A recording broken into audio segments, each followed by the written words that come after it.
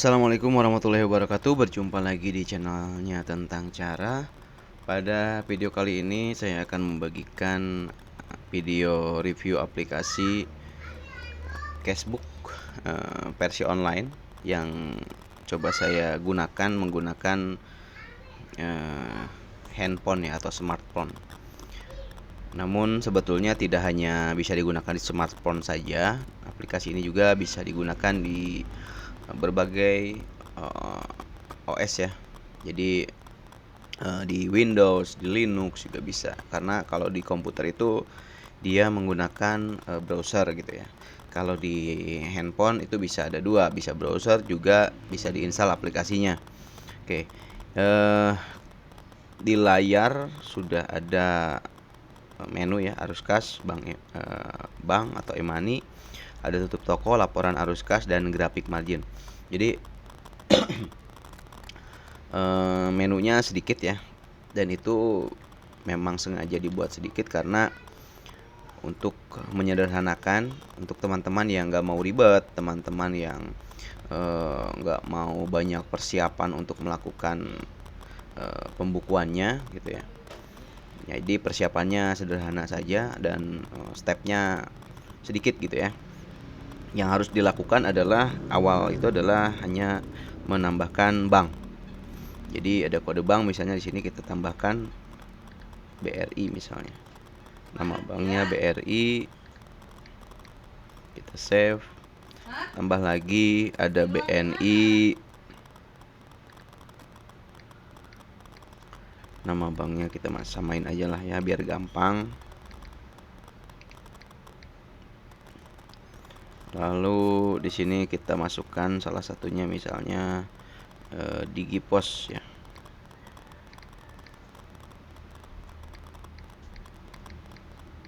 Oke, seperti ini. Jadi kita sudah ada dua bank, satu e-money ya. Atau dompet digital ya namanya. Oke, tidak terbatas tiga ini sebetulnya. Jadi teman-teman bisa menambahkan sebutuhnya teman-teman. Karena ini untuk mencontohkan dan supaya lebih ringkas, saya contohkan tiga saja. Lalu setelah itu adalah memasukkan saldonya. Jadi cara nambahin saldonya adalah misalnya kita cek saldo di BRI, ini cek real ya, misalnya di Brimo gitu ya. Di Brimo kita cek ternyata banknya itu saldonya saat ini ada berapa? Ada 2 juta misalnya. Nah, seperti ini kan. Nah, ini 2 juta misalnya. Nah, untuk BNI misalnya ada 1 juta. Untuk Digipos 500.000 misalnya. Save. Jadi kita udah ngisi saldo nih tiga bank ini dan dompet digital ini kita sudah isi semuanya. Nah, ini kita bisa lihat ya, di bank e-money ini kita bisa lihat detailnya seperti ini. Ini saldonya nih. Saldo kita bisa lihat ya, nama bank BRI, kode bank BRI, saldonya 2 juta gitu. Jadi saldo ini saldo tersedia. Nah, kalau mau lihat detail transaksinya yang berhubungan dengan BRI adalah ini. Nah, ini ya. Sorry. Nah, ini ya, BRI ya, seperti ini. Nah, ini ya. Gitu. Kalau kita mau lihat BNI tinggal slide. Nah, pindah ke BNI kan. Gitu. Nanti di sini ada detailnya. Transaksi yang berhubungan dengan BNI, debit kreditnya ya. Kalau kita mau lihat Digipos, slide juga. Nah, pindah ke Digipos. Jadi di slide, tinggal slide aja. Ataupun mau dikembalikan di sini, misalkan pilih Digipos juga bisa gitu. Tapi biar nggak kembali, ini bisa di slide gitu. Nah, ini detail transaksinya ya, debit kreditnya. Oke. Setelah ngisi saldo, saya akan coba untuk mencontohkan bagaimana cara mengisi transaksinya. Misalnya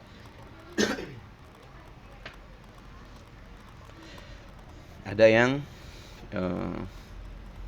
transfer misalnya. Bagaimana kalau misalnya ada transfer dari BRI besarnya itu 150.000 gitu ya. Cara nulisnya bagaimana? Oke. Teman-teman bisa langsung di sini sebetulnya. Jadi ketika posisi di sini bisa di-add ya. Jadi ini langsung kode banknya udah terisi. Ataupun dari arus kas terus klik tambah. Di sini tinggal pilih BRI. Itu bedanya cuma itu aja sih. Jadi ini udah dipilih. Nah, di sini di bawah kode bank ini ada saldo saat ini. Jadi teman-teman tahu nih saldo saat ini berapa tanpa harus cek dulu gitu ya. Udah tahu. BRI tanpa harus cek beneran gitu ya ke rekening BRI-nya gitu.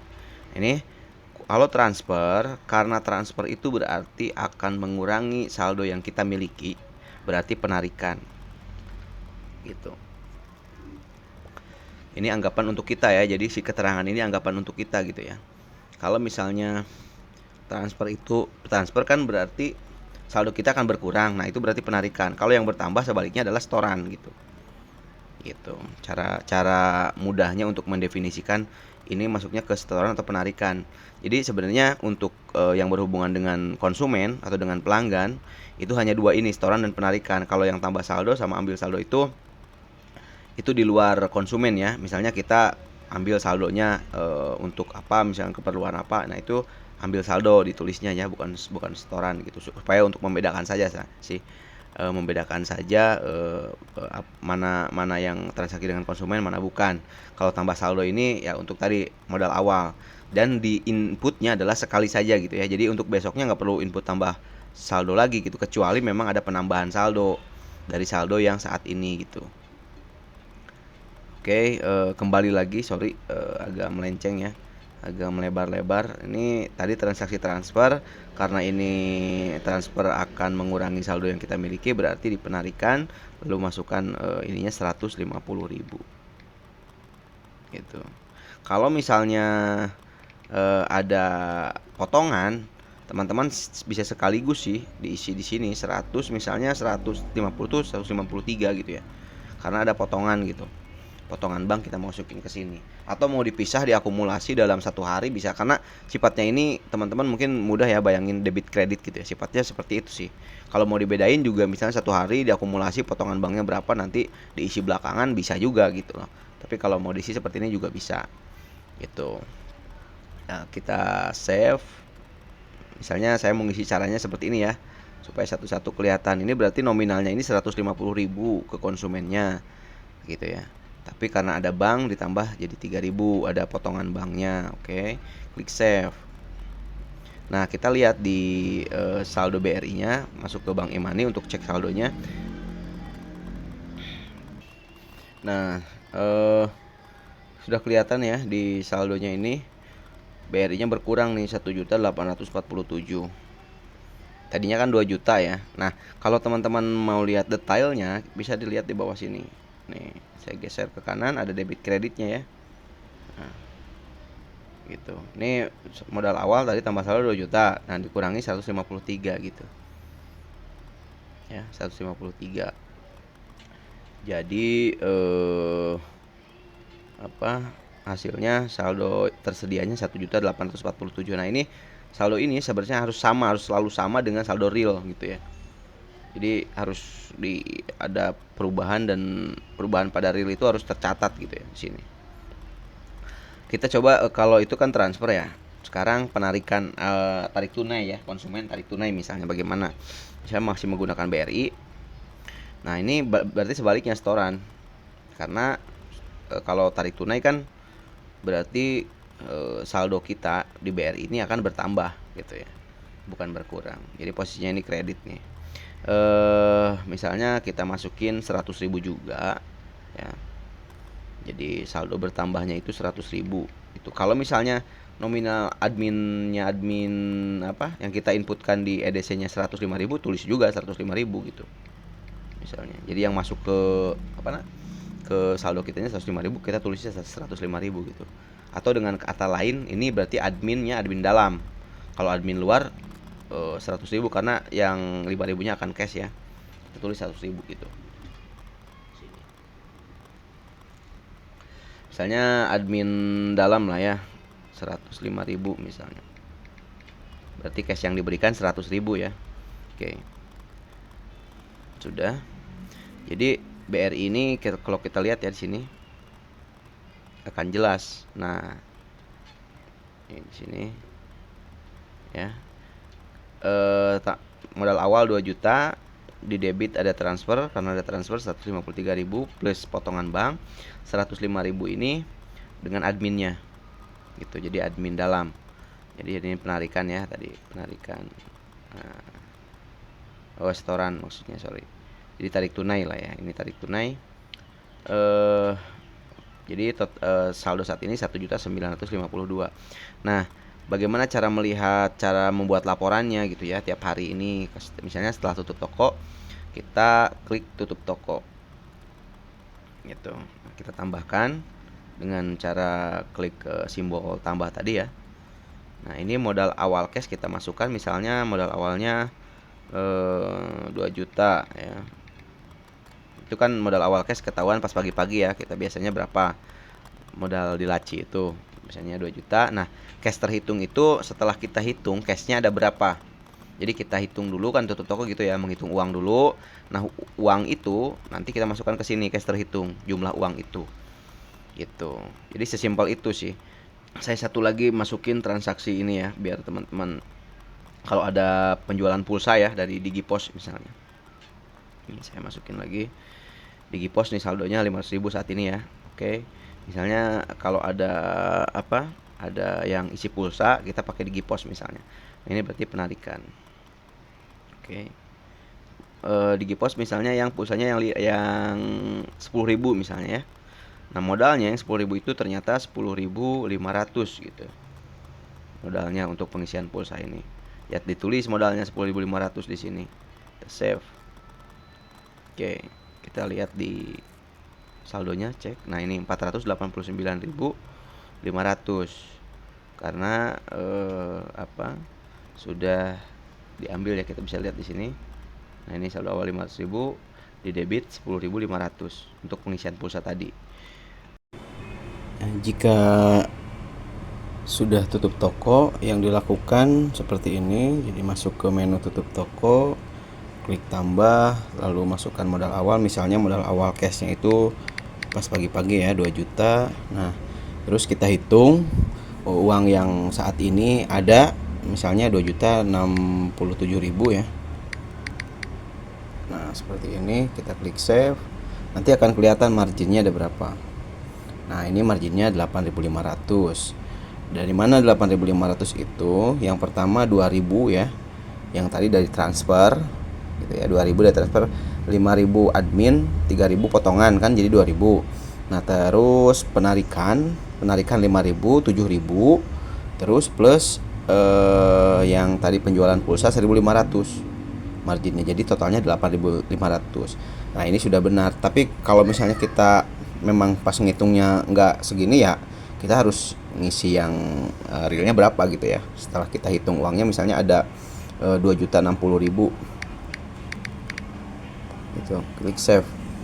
Nanti marginnya akan berubah gitu. Berarti sebenarnya ini nggak normal nih, ada yang hilang gitu ya. Jadi ada yang hilang atau ada pengeluaran uang lain gitu yang tidak tercatat, seperti itu. Jadi marginnya kecil, seharusnya kan 8.500 ya normalnya gitu. Tapi di sini karena karena yang adanya segitu ya, otomatis marginnya kan berkurang gitu. Oke. Sebenarnya kalau misalnya ada ada pengeluaran dan lain-lain itu harus tercatat ya. Itu makanya perlu disiplin gitu ya. Di sini juga bisa lihat grafiknya. Nah, ini 1.500 ya. Coba kita kembalikan dulu lah. Kita edit lagi yang ini. Edit jadi normalnya 2.067.000. Save. Oke. Marginnya 8.700 kalau nggak salah ya. Ya, 8.500 maksudnya. Kita lihat di grafiknya. Nah, seperti ini. Atau kita lihat datanya juga bisa, total track ya. Margin 8.500 dari total track 6 track, terus total saldo awal 3.500. Ini total saldo awal untuk saldo ya. Ini otomatis. Nanti untuk besoknya ini nggak perlu diisi lagi saldo awal ini ya. Nanti akan otomatis gini nih ya. Saya coba, ini saya asumsikan ini hari besok ya. Misalnya tanggal 30.